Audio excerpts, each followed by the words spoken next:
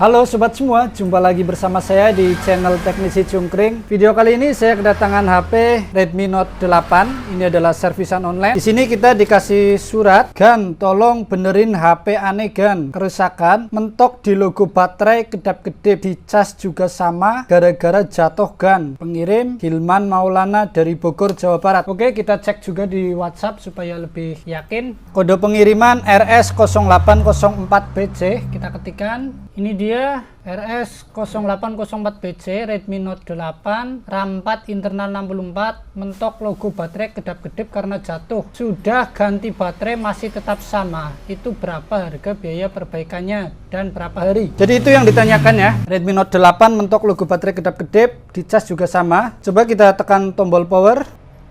Ya, dia muncul logo baterai sebentar, kemudian mati lagi. Kita ulangi lagi. Ya, dia muncul logo baterai seperti kehabisan, kemudian dia mati lagi. Sekarang coba kita hubungkan ke pengecasan. Ya, dia sama, muncul logo baterai sebentar, kemudian mati lagi. Katanya sudah pernah diganti baterai, tapi ya langkah baiknya kita coba baterai yang baru juga. Ini baterainya kita lepas, ini kita pasang baterai yang baru. Ini baterai baru sudah terpasang ya. Kita akan hubungkan ke pengecasan.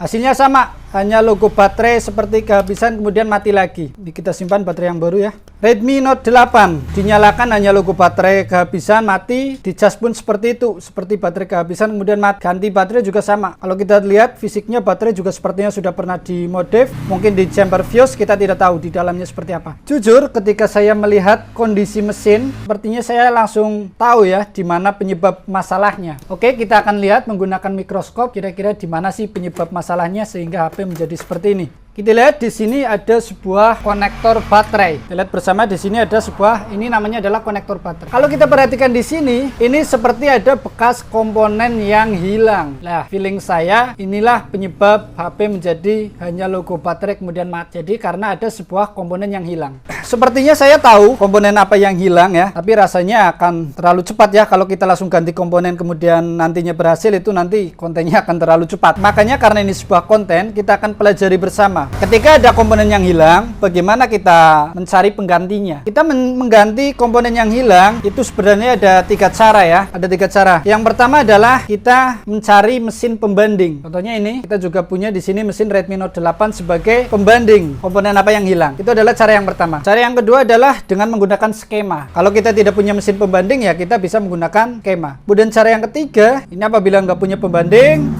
nggak punya skema, ya ini adalah cara yang trial error, coba-coba ya. Atau mungkin kita bisa tanya ke teknisi lain, atau kita coba-coba komponen apa yang kita pasang, hasilnya seperti apa. Cara yang paling mudah adalah dengan menggunakan mesin pembanding seperti ini. Tapi kita akan menggunakan cara yang kedua dulu, menggunakan skema itu seperti apa ya. Karena nggak selamanya teknisi punya mesin pembanding. Kebetulan saya ada ini ya, saya ada 3 unit benarnya Redmi Note 8 yang sedang saya kerjakan. Ini 1, 2, 1 ada dalam antrian. Oke, ibarat kita nggak punya mesin pembanding, kita akan mengandalkan skema. Di sini saya menggunakan skema berbayar, Borneo Schematic ya. Emang ada skema gratisan? Ada. Biasanya format PDF, kita bisa cari di Google ya. Kali ini kita menggunakan skema berbayar. Lihat di sini ada schematic and service manual. Kita pilih mereknya Xiaomi, tipenya adalah Redmi Note 8. Apakah ada di sini? Redmi Note 8 dan ternyata ada. Kita buka diagram sudah terbuka, kita buka layout juga. Yang kita lakukan adalah kita tahu letak komponen yang hilang berada di bawah konektor baterai. Ini dia, berada di bawah konektor baterai. Maka kita akan fokus ke konektor baterai. Ini adalah konektor baterai ya. Kemudian ini di bawahnya ada 3 komponen. Harusnya ada 3 komponen. Tetapi kalau kita perhatikan di mesin, yang tengah ini sepertinya kosong, nggak ada komponennya ya. Dari pabriknya memang dikosongkan sepertinya ini. Kalau yang bekas ada komponennya, kita lihat bersama di sini jelas ya. Ini seperti bekas ada komponen yang lepas ya. Kalau di sini memang dari pabrik terlihat seperti ini,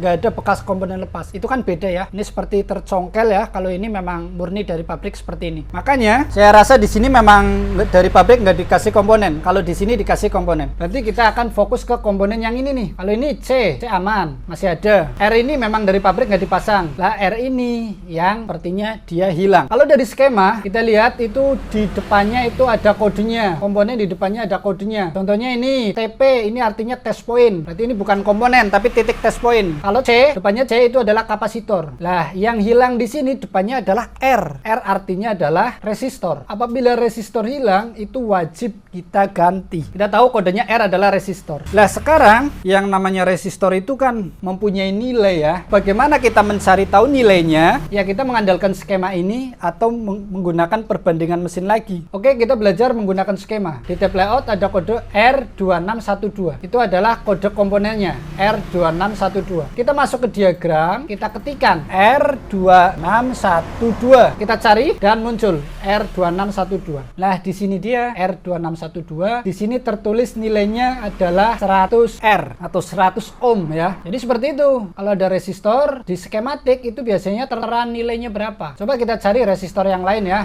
Ini buat kita belajar saja. Kita cari yang kodenya R. Ini dia, di sini ada R2121. Kita carikan R2121. Lah, ini juga ada nilainya, ini R2121 adalah 1K atau 1 kilo ohm. Jadi di skema itu komponen resistor memiliki nilai. Kita kembali fokus ke R2612 yang sedang kita cari tahu, R2612. Ini dia nilainya adalah 100 ohm. Nah, bagaimana kita mengukur nilai resistor ya? Kita ini gunakan mesin yang lain ya sebagai perbandingan. Nah, sekarang kita akan belajar mengukur resistor. Kita gunakan avometer. Ini saya menggunakan merek Shoei. Kita buat di pengukuran resistor atau dioda atau mode buzzer. Kita tekan-tekan sampai ada ikon di sini ohm ya. Ini ada nilai M dan lambang ohm atau satuan OHM. Nah, pada settingan inilah kita bisa mengukur nilai resistor. Oh iya, benar sekali, memang ini adalah mesin perbandingan. Di tengah juga memang tidak ada komponen ya. Jadi memang dari pabrik di tengah ini nggak dipasang komponen. Kita ukur nilai resistornya, ujungnya kita hubungkan seperti ini. Dan di avometer menunjukkan angka 99,6 ohm. Ya, ini memang artinya 100 ohm, tapi memang kalau diukur ya seperti ini ya. Ini adalah angka toleran. Terteranya adalah 99,6 ohm. Entah itu resistornya yang kurang akurat atau avometernya yang kurang akurat, tapi bagi teknisi ini adalah nilai normal, di mana di skema tertulis 100 ohm, tetapi kita ukur adalah 99,6. Itu sudah termasuk akurat ya, walaupun tidak 100% akurat, 100 ohm. Oke, kembali ke mesin yang sedang kita kerjakan. Ini kita lepas semua konektornya, kita akan angkat mesin. Ini dia mesin yang sedang kita kerjakan. Tugas kita adalah mengganti komponen resistor. Nah, sekarang kita sudah tahu nilai resistornya adalah 100 ohm. Nah, sekarang dari mana kita mencabut resistor tersebut untuk kita ganti ke mesin yang sedang kita kerjakan? Kalau kita punya mesin pembanding yang nggak dipakai ya gampang sekali ya. Tinggal kita lepas, kita pindah, beres. Resistor sudah kita ganti. Tetapi ibarat kita nggak punya mesin pembanding. Kita sudah tahu nilainya, tapi kita tidak punya mesin pembanding. Bagaimana kita mencari resistornya? Kita siapkan ini mesin bangkaiannya. Kita harus tahu tipenya. Kebetulan ini yang saya pegang adalah HP Samsung J2 Prime ya. Ini adalah Samsung J2 Prime bangkaian. Kita masuk ke skema, kita buka bagian merek Samsung, tipenya adalah Samsung G532 ya. Kalau J2 Prime itu kan G532F. Layoutnya kita buka, skematiknya kita buka. Mencari resistor dengan nilai 100 ohm itu termasuk kategori susah kalau di skema ya. Karena memang angka 100 itu banyak sekali pada skema. Beda ketika kita mencari nilai resistor semisal 10K kita ketik, semisal ini ya, hanya contoh, itu kan hanya muncul pilihan berapa, itu kan 10K ya, langsung ketemu ya resistornya ya. Lah, apabila kita mencari nilai resistor 100 ohm, ketika angka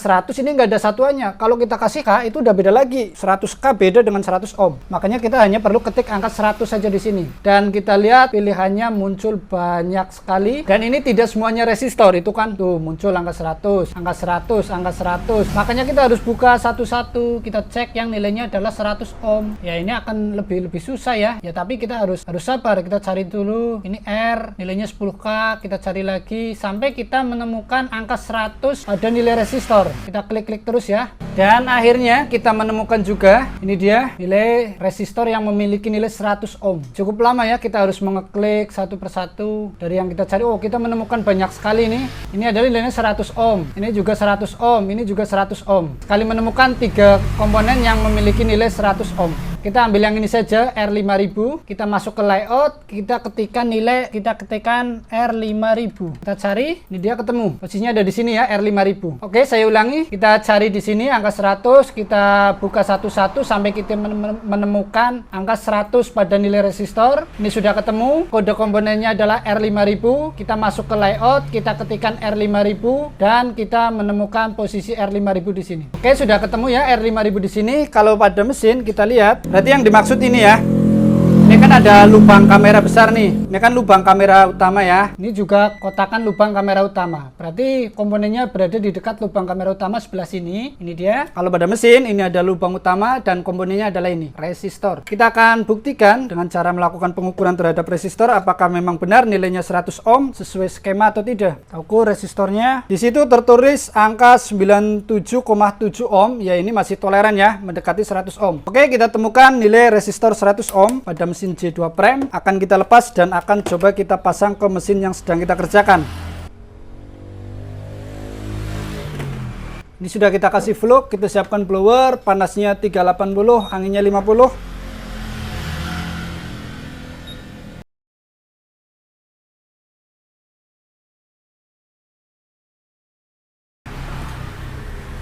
Ini dia komponen resistornya sudah kita pasangkan ya ke mesin yang sedang kita kerjakan.